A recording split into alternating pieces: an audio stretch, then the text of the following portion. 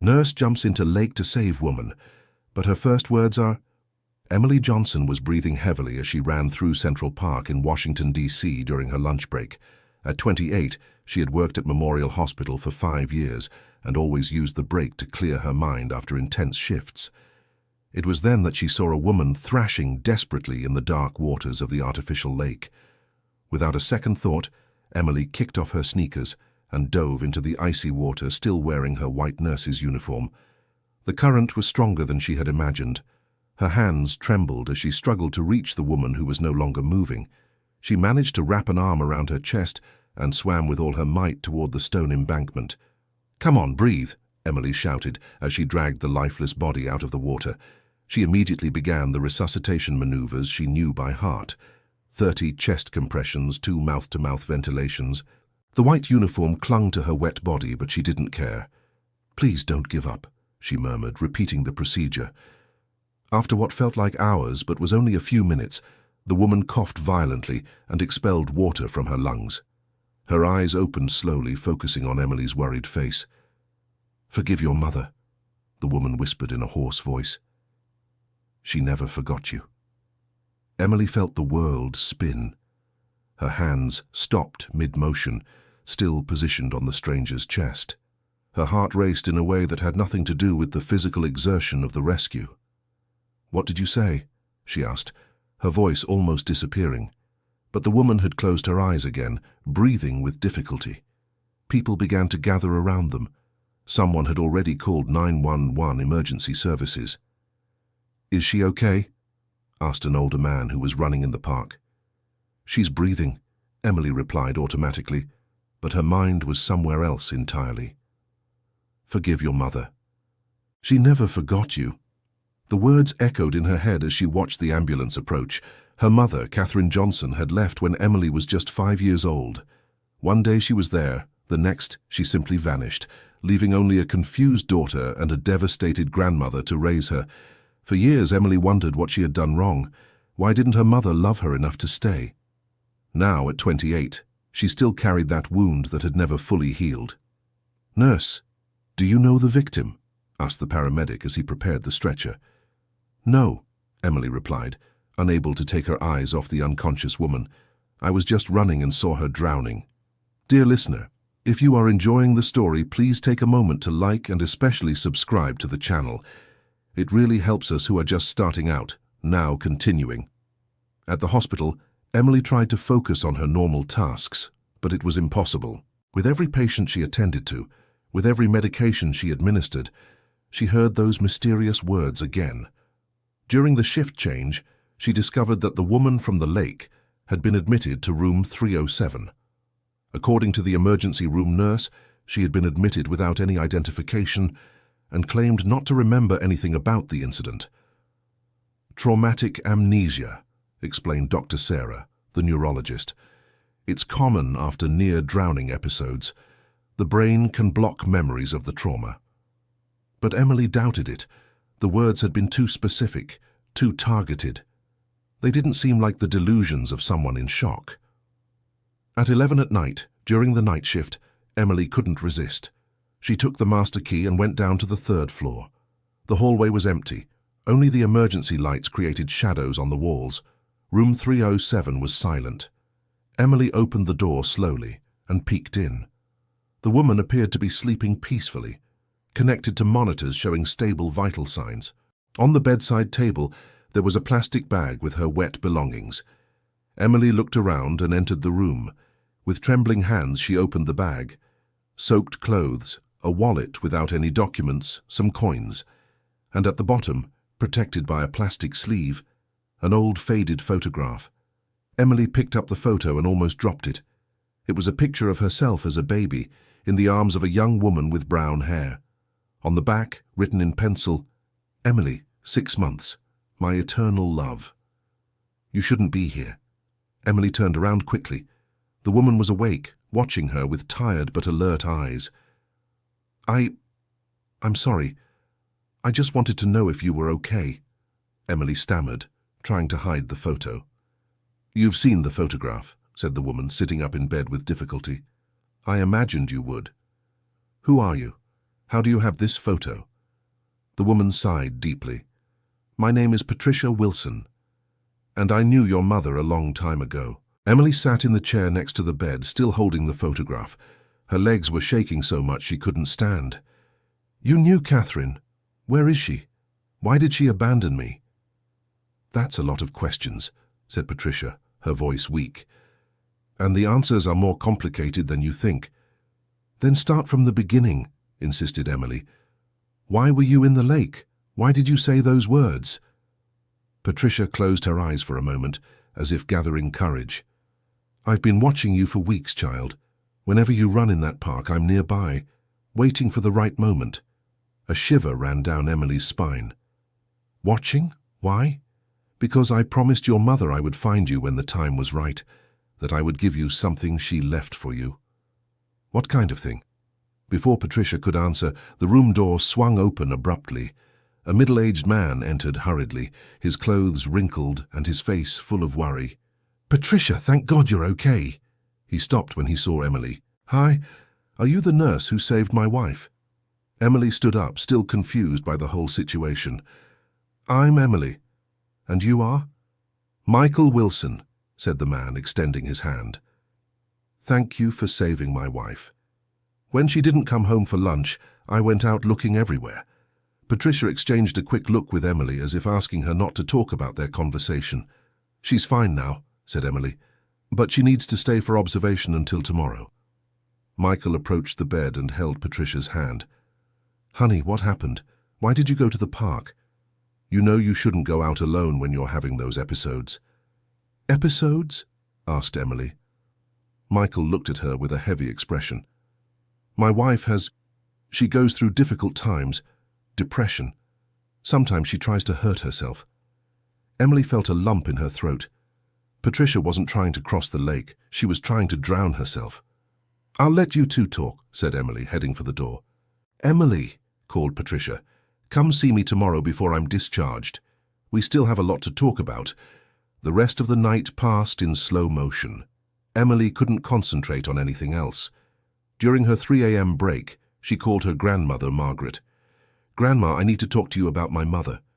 "Emily, why are you calling so late? Is something wrong?" "Someone gave me a picture of myself as a baby today, a picture that was with Catherine." Silence on the other end of the line. "Grandma, what kind of person gave you this photo?" "A woman named Patricia Wilson. She said she knew Catherine." Emily heard a deep sigh.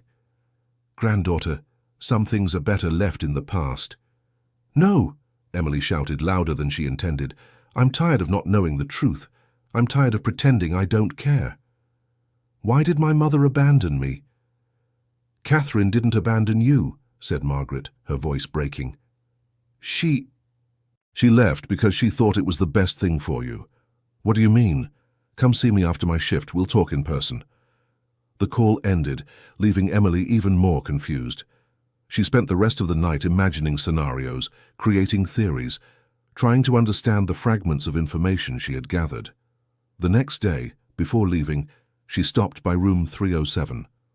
Michael wasn't there, only Patricia, packing her things for discharge. "I knew you would come," said Patricia without looking at her. "I spoke with my grandmother yesterday. She said my mother didn't abandon me. What does that mean?" Patricia finished putting her clothes away and sat on the bed. "Your mother was sick, Emily, very sick." "Sick how?" "She found out she had a terminal illness when you were 4 years old. The doctors said she had at most 2 years to live." Emily felt her legs go weak again. "So what? Why would that be a reason to leave me?" "Because Catherine didn't want you to see her waste away. She didn't want your last memories of her to be of pain and suffering. So she just left? She went to live with an aunt in Atlanta. But she never stopped thinking about you, not a single day." Patricia opened her purse and took out a yellowed envelope. "She gave this to me shortly before she passed. She made me promise to give it to you when you became a nurse." "How did she know I would be a nurse?" "Because she was a nurse too, and she was sure you would follow in her footsteps." Emily took the envelope with trembling hands. On the outside was written, "For my beloved daughter." in the handwriting she barely remembered but instantly recognized. "Why did you take so long to find me?" "Because your grandmother asked me to wait. She said you needed to grow up, graduate, have a stable life before discovering the truth. And also because—" Patricia hesitated. "Because I almost gave up several times." "What do you mean?" "Carrying this secret for so many years destroyed me inside. I lost sleep thinking if I was doing the right thing, if you deserved to know, or if it was better to leave things as they were." Michael appeared at the door. "Honey, are you ready? The doctor has already discharged you." "Michael," said Patricia, "this is Emily, Catherine's daughter." The man stopped and looked at Emily with new understanding. "The Catherine you always mentioned, your childhood friend?" "The same." Michael approached Emily. "Patricia spoke often of your mother. She said she was the bravest person she ever met." "Brave?" asked Emily bitterly. "Brave would have been staying with me." "Emily," said Patricia firmly, "you don't understand the sacrifice your mother made. You don't understand what it cost her to leave you." "Then explain it to me." Patricia looked at Michael, who nodded encouragingly. "Your mother spent the last 2 years of her life watching you from a distance. Every birthday, every school presentation, every achievement of yours. She was there, hidden, watching you grow up." Emily felt her world collapse. "That's a lie." "It's not. I have the pictures she took. I have the notes she wrote after each secret meeting. Your mother loved you more than anything in the world." "Then why did she never approach me?" "Because she was getting weaker every day. Because she didn't want you to see her like that. And because your grandmother was right when she said you were too young to understand." Emily opened the envelope with trembling hands. Inside was a handwritten letter, the writing growing increasingly shaky as it went on. "My dear Emily, if you are reading this, it means you have become a nurse, just as I always knew you would. It means Patricia kept the promise she made to me. First, I want you to know that leaving was the most difficult decision of my life. Every day away from you was agony, but I was sure it was the best for you. When I found out I was sick, my first thought was how I would tell you. How would a 4-year-old understand that Mommy was going away forever? How would you live seeing me waste away day by day? Your grandmother Margaret was my salvation. She agreed to take care of you, to give you the love and stability I couldn't provide in my final years. But I never truly abandoned you, my daughter. I was present at every important moment of your life. I saw you take your first steps at school. I saw your dance recitals. I saw you graduate from high school." Emily stopped reading. The tears blurred the handwritten words. "How is this possible?" she asked, looking at Patricia. "Your mother moved to an apartment 2 blocks from your grandmother's house. Every day she went to the park, to the school, to the places where she knew you would be. Always from a distance, always hidden. Did Grandma know? Your grandmother knew everything. They talked every day. Margaret would tell her how you were, what you were doing, how you were growing up." Emily returned to the letter. "My illness progressed faster than the doctors predicted. In the last 6 months, I could barely get out of bed. But even then, whenever I could, I went to the apartment window and looked in the direction of your school, imagining you inside, learning, growing, becoming the amazing woman I know you are. Patricia was my best friend since childhood. I promised her I would tell you the truth when you were ready. When you had become a nurse and could understand that sometimes love forces us to make painful choices. There is something else you need to know, my daughter. Your father doesn't know you exist." Emily stopped again, this time in shock. "What do you mean my father doesn't know?" "Keep reading," said Patricia. "I found out I was pregnant after your father and I separated. He had gotten a job opportunity in New York City, and our relationship was complicated. We decided it was best to go our separate ways. When I found out about the pregnancy, he had already moved. I tried to contact him a few times, but I always gave up. I thought it would be unfair to tie him to a responsibility he hadn't chosen. Your father's name is Robert Brown. He was a nurse at Memorial Hospital where we met. He is a good man, and I know he would be happy to meet you if you wish. Patricia has all the information about him. She also has a box with all the letters I wrote to you over the years, photos I took from afar, and a savings account I opened the day you were born. I don't want you to feel guilty about anything, my daughter. I don't want you to hold a grudge against me or your grandmother." We did what we thought was best with the knowledge and love we had at the time. Now you are a strong and independent woman. You can make your own decisions about what to do with this information. I love you more than all the stars in the sky. Forever, your loving mother, Catherine Johnson. Emily finished the letter in tears. Patricia and Michael respected her silence, waiting for her to process everything. "How long ago did she die?" she finally asked. 23 years, replied Patricia. "You had just turned 5. And my father, where is he?" "He still lives in New York City. I have his current address." Patricia made sure to keep track of his life too, in case you ever wanted to meet him.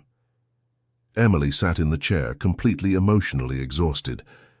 "Why did you try to drown yourself yesterday?" Patricia looked at Michael, who held her hand encouragingly. "Because carrying this secret was consuming me. Because I couldn't live anymore with the weight of knowing you grew up thinking your mother didn't love you, when in fact, she loved you more than any mother has ever loved a child." "But why in the lake?" "Because it was Catherine's favorite place. She used to take you there to feed the ducks when you were little. She said if she could choose one place to say goodbye to you, it would be there." Michael added, "Patricia has been fighting depression for years because of this. She and her mother were like sisters. Losing Catherine and carrying this secret almost destroyed her.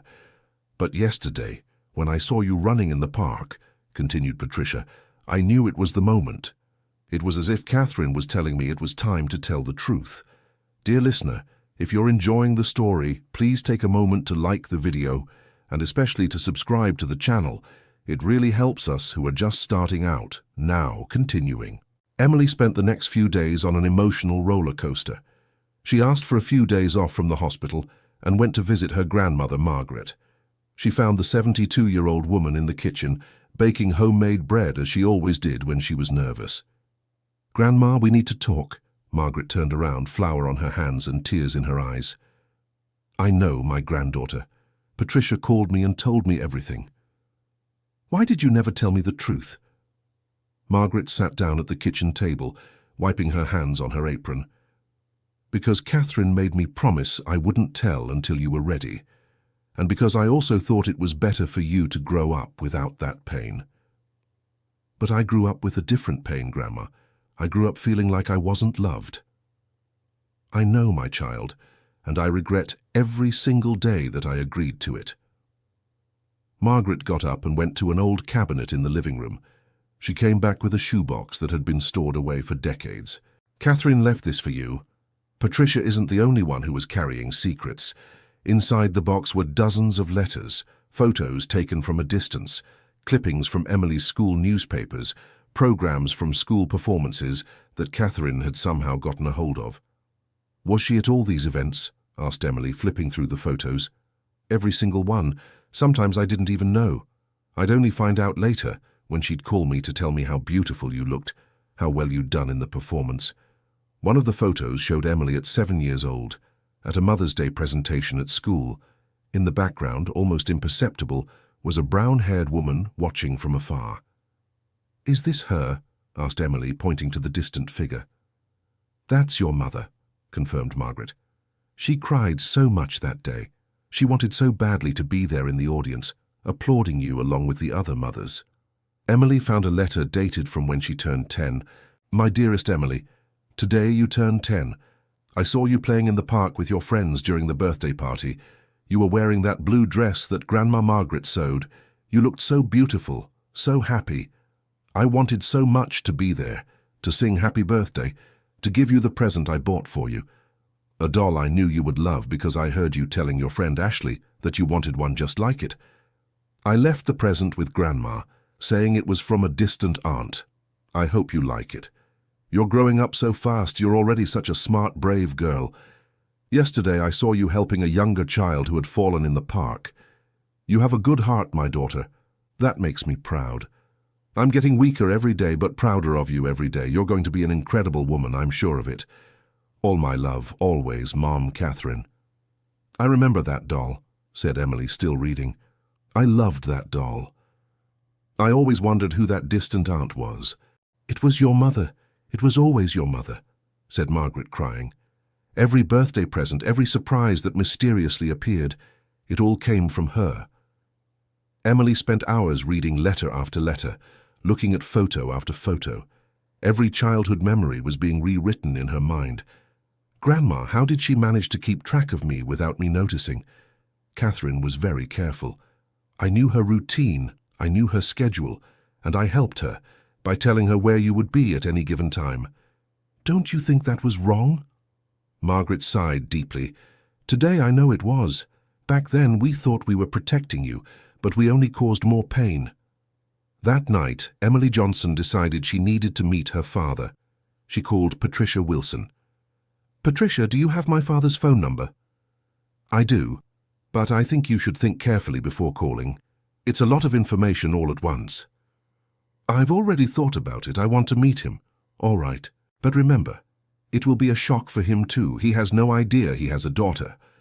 Patricia gave her the number.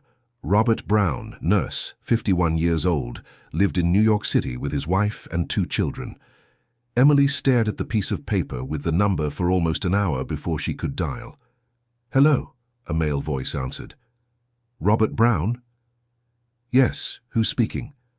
My name is Emily Johnson. I am Catherine Johnson's daughter. Total silence on the other end of the line. Catherine Johnson? The voice grew weaker. The Catherine who worked at Memorial Hospital in Washington, D.C.? Yes. What do you mean you're her daughter? Catherine never told me she had a daughter. It's a long story, but I would really like to talk to you in person. Robert took a long time to answer. Emily. You said Emily? Yes. Catherine was pregnant when we separated. I suspected, but she never confirmed it. I never knew for sure. She never told you because she thought it would be unfair to you. Unfair? My God, Emily, are you my daughter? I am. Robert began to cry on the other end of the line. Where is Catherine? Why am I only finding out about this now? She passed away 23 years ago. That's why I'm only finding out about this now too. The silence that followed was deafening. She died? Robert's voice was broken. How? She was sick. Cancer. That's why she left when I was little. My God. My God in heaven. I have a daughter, and Catherine is dead. I would really like to meet you if that's possible. Of course. Of course. Where do you live? I can come there, or you can come here, or... I live in Washington, D.C. I work at Memorial Hospital, actually. At Memorial Hospital? Robert let out a laugh through his tears. Are you a nurse? I am. Just like your mother. Just like me. Emily, I can't believe this is happening. They talked for 2 hours. Robert told her about his life, about his wife Jennifer and their children Daniel and Emma, 17 and 15. He told her how he could never completely forget Catherine, how he always wondered what if. Emily, can I come to Washington, D.C. this weekend? I need to meet you in person. I need to make up for 28 years of absence. I would like that very much. And you have to meet your siblings. Jennifer will be shocked, but I'm sure she'll love you. She always said I spoke of Catherine with a special fondness. After the call, Emily felt exhausted and at the same time renewed. For the first time in her life, she felt connected to her real story. That weekend, Robert arrived in Washington, D.C. Emily met him at the airport, holding a sign with her name on it. When they saw each other, they both stood still for a few seconds. Robert was tall, with graying hair, green eyes like hers. He had the same face shape, the same crooked smile. My daughter, he said, opening his arms. Emily ran into the hug she had been waiting for 28 years. You look just like Catherine when she was young, said Robert, crying. Exactly like her. They spent the entire weekend together. Robert wanted to see every important place in Emily's life. They went to the house where she grew up with her grandmother, to the park where Catherine used to watch her from afar, to the hospital where she worked. You know what amazes me the most? Robert said as they walked through the hospital. Catherine managed to create a nurse even without being present. You chose her profession, the same hospital where we met. Maybe there's something genetic, joked Emily. Maybe. Or maybe Catherine influenced you in ways we don't realize. They visited Catherine's grave together. Robert placed flowers and stood in silence for long minutes. I should have insisted more, he said. I should have looked for her when I suspected the pregnancy. Don't blame yourself. She made her decision based on what she thought was best for everyone. Do you forgive her? For leaving? Emily thought about the question for a long time. I'm learning to forgive. I'm understanding that she didn't abandon me. She sacrificed herself. And me? Do you forgive me for not being present? You didn't know I existed. There's nothing to forgive. That night, Robert called Jennifer and told her everything. To everyone's surprise, she reacted with understanding and affection. Robert, you have to bring her here to meet the children. They have an older sister. Are you sure? I am. Catherine was an important part of your life. Emily is the fruit of that love. How could I not love the daughter of the man I love? 2 weeks later, Emily traveled to New York City. Meeting Daniel and Emma was even more exciting than meeting Robert. The teenagers were fascinated to discover they had an older sister. Bro, she's a nurse just like Dad, said Emma, impressed. And she's way prettier than us, joked Daniel. Jennifer proved to be a warm and welcoming person. During dinner, she showed family photos to Emily. Robert always spoke of Catherine with such fondness, said Jennifer. I knew she had been special to him. Now I understand why. Doesn't that bother you? Bother me? Emily, you are proof that my husband is capable of loving deeply. That only makes me love him more. During the trip, Emily also met Robert's family. His paternal grandparents had passed away, but there were aunts and cousins who welcomed her as if she had always been part of the family. You have Grandpa Brown's eyes, said an aunt, and your father's stubborn streak. Stubborn? Robert was always headstrong. Once he decides something, no one can talk him out of it. Looks like you inherited that too. Back in Washington, D.C., Emily visited Patricia, who was recovering well from depression with psychological support. What was it like meeting your father? Amazing. He's exactly how I imagined he would be. And his family welcomed me as if I had always existed. I'm happy for you, child. Patricia, can I ask you a question? Of course. Why did you and my mother never tell my father about the pregnancy, even after she got sick? Patricia sighed. Catherine was afraid he would come back out of obligation, not love. She wanted him to be happy, even if that meant living without knowing you. And now, what do you think? I think Catherine underestimated the love Robert felt for her, and she underestimated how happy he would be to meet you. Do you think she made the right choice? I think Catherine made the choice she was capable of making at the time, with the information and mindset she had. That doesn't mean it was the best choice, but it was the only one she could see. Dear listener, if you are enjoying the story, please take a moment to like and especially subscribe to the channel. It helps us a lot as we are just starting out, now continuing. In the following months, Emily's life changed completely. She and Robert talked almost every day. He came to visit her in Washington, D.C. once a month, and she spent some weekends in New York City.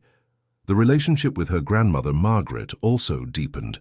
With no more secrets between them, they were able to talk openly about Catherine, about Emily's childhood, about the decisions that were made. Grandma, do you regret agreeing with my mother's plans? Every day, my granddaughter. But I also understand why we did it at the time. What do you mean? In the 90s, talking about terminal illnesses was much more difficult. There wasn't the psychological support that exists today. Catherine was desperate and terrified. We did what seemed least painful at the time. And did you ever think about looking for my father? I thought about it many times, but Catherine made me promise I wouldn't do that, and I respected her wish. Emily started visiting Catherine's grave regularly. She brought flowers, talked about her life, about Robert, about the siblings she had gained. Mum, I wish so much you were here to meet your grandchildren. Daniel and Emma are amazing. And Robert. He never forgot you, you know? During one of these visits, she also found Patricia at the cemetery. Do you come here often? Once a month, on the day she passed away. Patricia, can I ask you something about that day at the lake? You may. Did you really want to die that day?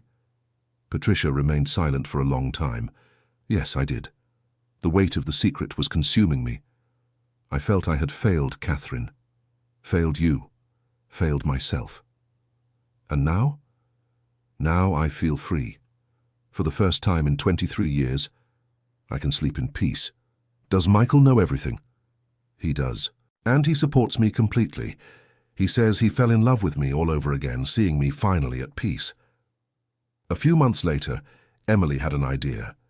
She wanted to do something in memory of Catherine, something that would honor the love she had shown, even in her absence. She spoke with the hospital administration about creating a support program for families of terminal patients, a project to help people communicate better during difficult times. "The idea is excellent, Emily," said the director, "but it will need funding. I have a savings account that my mother left for me. I want to use that money for this." The account that Catherine had created for Emily had accumulated over 50,000 Rs over the years. Robert, when he heard about the project, decided to contribute as well. "Catherine saved my life by having you," he said. "It's the least I can do in her memory." Jennifer organized a fundraising campaign in New York City. Daniel and Emma created a social media page to promote the project. Patricia volunteered for the program. "It's the way I found to turn all that pain into something positive," she explained. The program was inaugurated 6 months later in an emotional ceremony. Present were Robert, Jennifer, Daniel, Emma, Margaret, Patricia, Michael, and several hospital colleagues. The inauguration plaque read, "Catherine Johnson Program, Connecting Hearts Through Love." "Your mother would be proud," Robert said to Emily during the ceremony. "I think she is proud," Emily replied, "wherever she is." But life still had one more surprise for Emily. During one of the program's consultations, she attended to a 70-year-old lady named Rose, who was having difficulty talking to her son about her illness. "Doctor, my son lives far away, and I don't know how to tell him about the cancer," said Rose. "Why are you afraid to tell him?" "Because he will want to come take care of me, and that will disrupt his life. He has his own family now." Emily recognized the dilemma immediately. "Rose, can I tell you a story?" And she told the whole story of Catherine, of the unnecessary separation, of the pain caused by lack of communication. "Do you understand what I mean?" Emily asked at the end. "I understand. Your mother wanted to protect you, but ended up causing more pain." "Exactly. And your son has the right to choose how he wants to deal with your illness. Don't take that choice away from him." Rose followed Emily's advice. She spoke with her son, who immediately rearranged his life to be closer to his mother during the difficult times. "Dr. Emily, thank you for teaching me that love sometimes means letting people take care of us," said Rose in one of the follow-up appointments. Stories like Rose's became common in the program. Emily realized she was helping other families avoid the unnecessary pain she had experienced. On a Friday afternoon, exactly 1 year after the incident at the lake, Emily was organizing the program's files when she received an unexpected call. "Emily, this is Dr. William from Mount Sinai Hospital." "Hi, Dr. William. How can I help you?" "I heard about the program you created there in Washington, D.C. We would like to implement something similar here. Your father gave me your contact information." "Of course, I'd be happy to help. Actually, we have a better proposal. How about coming to New York City to coordinate the program here? It would be a significant career promotion." Emily was surprised. It was an incredible opportunity, and it would mean being closer to Robert and her siblings. "Can I think about it?" "Of course. But don't take too long. We want to implement the program still this year." That night, Emily talked with Margaret about the proposal. "Grandma, what do you think?" "I think you should follow your heart. Your mother always dreamed that you would have the best opportunities in life. But what about you? I don't want to leave you alone." "Emily, I'm 72 years old and in perfect health, and New York City isn't that far. I can visit you whenever I want." "Are you sure?" "I am. And what's more, I think it's time for you to build your own family. Meet someone special, maybe have children." "Grandma!" "I'm serious. You spent so many years focused on work, discovering your story. Now that everything is resolved, it's time to think about the future." The following week, Emily visited Catherine's grave to talk about the decision. "Mother, I received a job offer in New York City, near Dad, near my siblings. I think you would be happy to know that your family is together again." The wind rustled the trees in the cemetery in an almost magical way. "I'll take that as a yes," smiled Emily. She returned home, her mind made up. She called Dr. William and accepted the proposal. The farewell from Washington, D.C. was emotional. Patricia and Michael organized a farewell party in the park where it all began. "We're going to miss you here," said Patricia, "but I know you're making the right decision. You'll come to New York City sometimes too, right? To help with the program there?" "Of course. Michael and I are already planning a vacation there." On her last day in Washington, D.C., Emily went to the lake where it all started. She was running, just like that day a year ago, but now with a completely different feeling. She stopped at the shore where she had saved Patricia and reflected on everything that had happened since then. She had gained a father, 2 siblings, a loving stepmother, the truth about her mother, and found her professional purpose. Looking at the calm water, she whispered, "Thank you, Mother, for everything. For the love, for the sacrifice, and for guiding me here even without being present." In New York City, Emily settled in quickly. The apartment she rented was only 20 minutes from Robert and Jennifer's house. Sunday family dinners became a tradition. The program at Mount Sinai Hospital was an immediate success.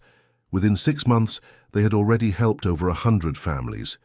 It was during one of these sessions that Emily met Andrew, a 32-year-old psychologist who had joined the program's team.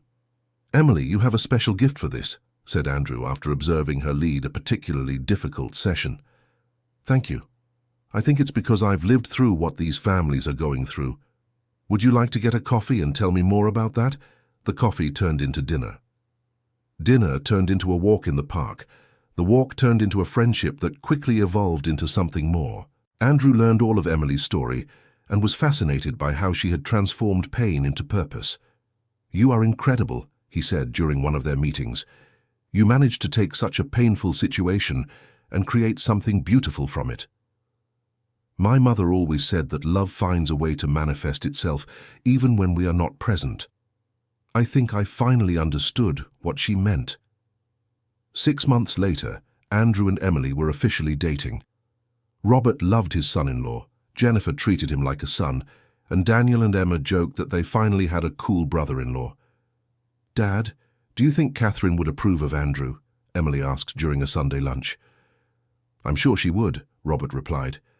"Catherine wanted your happiness above all else, and of course Andrew makes you happy." 1 year later, Andrew proposed to Emily during a visit to the lake in Washington, D.C. Patricia and Michael were there, as well as Margaret, Robert, Jennifer, Daniel, and Emma. "Emily Johnson, will you marry me at the lake where your story of rebirth began?" "Yes," she answered, crying with emotion. The wedding was celebrated 6 months later, in the same park where Emily used to run, near the lake where she saved Patricia. Margaret, at 74 years old, walked with Emily to the altar. Robert was there to give her away to the groom. "Catherine would be so proud," Patricia whispered to Michael during the ceremony. "She is proud," Michael corrected. "Wherever she is seeing all of this." At the reception, Emily made sure to thank everyone who had been part of her journey of discovery. "I want to especially thank Patricia, who had the courage to keep a promise even when it almost cost her her life, and my grandmother Margaret, who raised me with so much love even while carrying painful secrets. To my father Robert, who welcomed me with open arms even after 28 years. To Jennifer, Daniel, and Emma, who gave me an instant family. And to my mother Catherine, who taught me that true love sometimes means making painful sacrifices, but it never means stopping loving." 2 years after the wedding, Emily discovered she was pregnant. The news brought immense joy, but also deep reflection. "Andrew, I want to be a different kind of mother than mine was," she said one evening. "How so?" "I want to be present. I want our child to know me, to grow up with me, to know that he or she is loved, not just in secret, but openly, every day. And that's how it will be," Andrew assured her. "We will be present together." When Catherine Andrew was born, a name chosen to honor her grandmother and father, The whole family gathered at the hospital to meet the newest member of the family. "She has Catherine's eyes," Robert said, holding his granddaughter. "And Emily's nose," Jennifer added. "And Grandpa Brown's stubborn personality," Daniel joked. Patricia, now completely recovered from depression and working actively in the support program, was chosen as the child's godmother. "Patricia, you saved my life when you brought me the truth about my mother," Emily said. "Now, I want you to be Catherine Andrews' godmother." "It would be an honor," Patricia replied, moved. On Catherine Andrews' first birthday, Emily organized a special party in the park. The whole family was gathered: Margaret, Robert, Jennifer, Daniel, Emma, Patricia, Michael Andrew, and little Catherine Andrew. "Mom," Emily said, looking up at the sky during the party, "your granddaughter is here, and she will grow up surrounded by love, knowing her story, knowing that you loved her, even before she was born." Patricia approached Emily. "You did it, child. You turned a story of separation into a story of reunion. We did it. All of us. My mother planted the seeds of love. You brought the truth. My grandmother raised me with care. My father welcomed me. Andrew completes me. And now Catherine Andrew will grow up with all of this. Do you think your mother is proud?" Emily looked at her daughter in her grandfather Robert's arms, surrounded by her uncles Daniel and Emma, being spoiled by Grandma Margaret and her godmother Patricia. "I'm sure she is. We finally managed to honor her love in the right way." That night, after everyone had left, Emily wrote a letter to Catherine Andrew for her to read when she grew up. "My dear daughter, you were born into a family that found each other through pain, but grew stronger through love. Your grandmother, Catherine, was a courageous woman who made immense sacrifices for love. She taught me that sometimes love asks us to make difficult decisions, but it never asks us to stop loving. You will grow up knowing her story, knowing you are loved, surrounded by people who learned that family isn't just those who are physically present, but those who carry you in their hearts, even from a distance. I promise to be present in every moment of your life. I promise you will never doubt my love, and I promise to teach you that true love always finds a way to show itself, even in the most difficult circumstances. You are the result of your grandmother Catherine's love, who loved me even in absence. You are the result of your grandfather Robert's love, who welcomed me even after so many years. You are the result of your Grandma Margaret's love, who raised me with care even while carrying secrets. You are the result of Patricia's love, who was brave enough to bring the truth. And you are the result of your father Andrew's love, who taught me it's possible to build a family based on honesty and presence. Welcome to the world, Catherine Andrew. You are so loved. With all my love, your mother, Emily." 5 years later, the Katherine Johnson program had expanded to 10 hospitals in 3 states. Emily had become a national reference in supporting families of terminal patients. During a lecture at a medical conference, she told her story publicly for the first time. "I learned that love has no expiration date. My mother died over 30 years ago, but her love continues to transform lives to this day. Through the program we created, through the families we've helped communicate better, through my own family that was reunited because of her story." "What would you say to families going through similar situations?" someone from the audience asked. "I would say that communication is always better than silence, that allowing people to choose how they want to handle difficult situations is better than deciding for them, and that true love doesn't protect by hiding the truth, but by offering support to face the truth together." After the lecture, a woman approached Emily. "Doctor, my situation is very similar to your mother's. I'm sick and I have a young daughter. After hearing your story, I know I shouldn't make the same mistake Catherine made." "How so?" "I'm going to talk to my daughter, explain it in a way she can understand. I'm going to let her accompany me on this journey, instead of depriving her of my presence." "I think that's the best decision," said Emily. "And if you need support, our program is here to help." These conversations became common in Emily's life. Her story inspired other people to make different choices, braver choices, more connected choices. At home, Catherine Andrew grew up hearing stories about her grandmother, Catherine. Emily made a point of keeping the memory alive, but in a positive way. "Mommy, does Grandma Catherine love me even though she's in heaven?" Catherine Andrew asked one afternoon when she was 5 years old.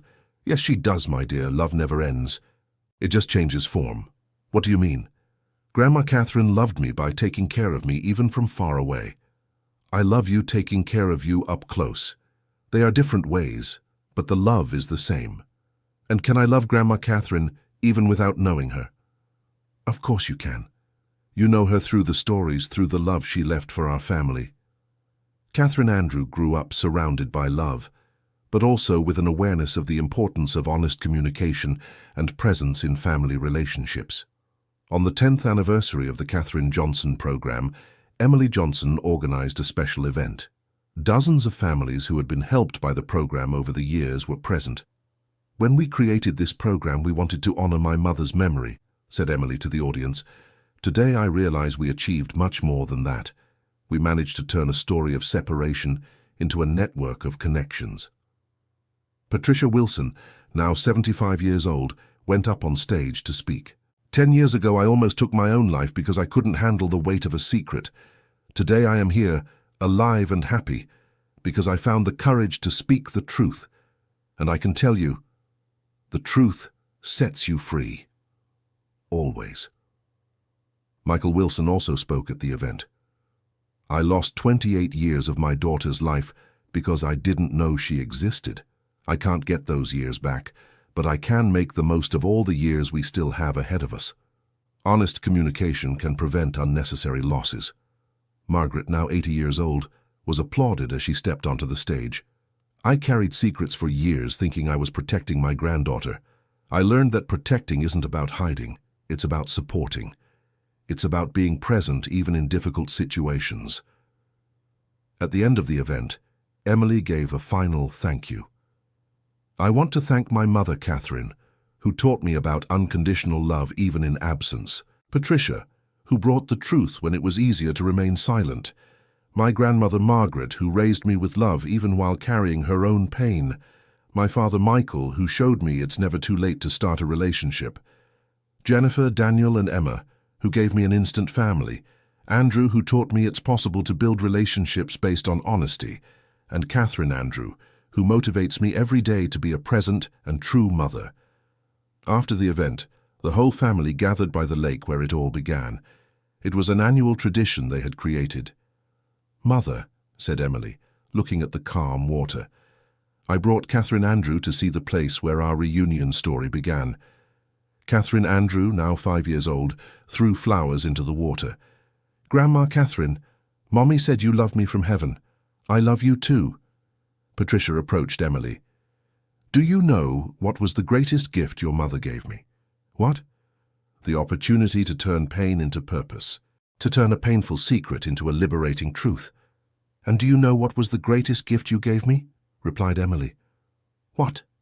The chance to know my mother's love in its purest form, to understand that family isn't just who is present, but who carries you in their heart. That night back at home, Emily put Catherine Andrew to sleep, and then sat with Andrew on the porch. Do you think we managed to honor Catherine's memory properly? Asked Andrew. More than that. We managed to turn a story of separation into a story of eternal love. We managed to show that it's possible to turn pain into purpose, secrets into liberating truths, absence into meaningful presence. And what else have you learned from all this? Emily thought for a moment. I learned that true love has no expiration date. That family is built not just by blood, but by conscious choices to love and support each other. That honest communication, even when painful, is always better than silence. And that sometimes we need to almost lose everything to discover what truly matters. And now, what are the next dreams? I want to expand the program to other countries. I want to write a book telling our story. I want Catherine Andrew to grow up proud of the grandmother she never met, but who loved her from before she was even born. And I want to grow old by her side, creating happy memories every day. Those are beautiful dreams. They are possible dreams. My mother taught me that when we truly love, we always find a way to turn that love into something concrete and lasting. Andrew kissed Emily's forehead. Catherine would be proud of the woman you've become. I know she is proud. I feel her presence every day, in every decision I make, in every life we manage to touch through the program. That night, Emily dreamed of Catherine. In the dream, her mother was holding Catherine Andrew, smiling proudly. "Thank you for taking such good care of our love," Catherine said in the dream. "You managed to turn our separation into an eternal reunion. Mom, I'm so sorry for the pain you went through. Don't be. Every tear I shed was worth it to see you today. You are everything I dreamed you would be and so much more. Do you want to meet your granddaughter? I already know her. I am present in every one of her smiles, in every gesture of affection you show her. The love continues, my daughter. It always continues." Emily woke up with tears in her eyes, but with a heart at peace. For the first time in her life, she felt her story was complete. Not because there was no more pain, but because she had transformed all the pain into love, all the separation into reunion, every secret into truth. Catherine Andrew would continue growing up, hearing the story of her grandmother Catherine, learning about unconditional love, about the importance of honest communication, about how to turn difficulties into purpose. And the story of Catherine Johnson would continue to live on, touching new families, preventing new unnecessary separations, proving that true love always finds a way to manifest itself, even through the generations. End of story. Now tell me what you thought of this moving story about the power of true love and forgiveness. Do you think Emily made the right choices by forgiving her mother and seeking a family reunion? Leave your honest opinion here in the comments, and if this story touched your heart in any way, don't forget to leave your like and subscribe to the channel so you don't miss other stories that will move you. Thank you for staying until the end.